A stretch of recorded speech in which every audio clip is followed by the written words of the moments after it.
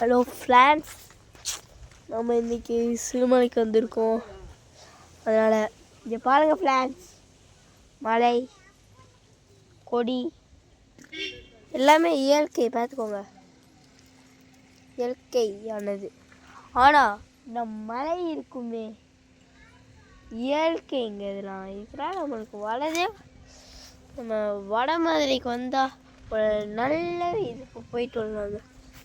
ஆனால் இது மட்டும் வந்தால் கொஞ்சம் லேட் ஆகும். 9 மணிக்கு வந்தால் 12 மணிக்கு போலப்பேன். அது மட்டும் நல்லா இது மட்டும் மணிக்குள்ளே வரலாம். நீங்கள் பாருங்கள் ஃப்ரெண்ட்ஸ்,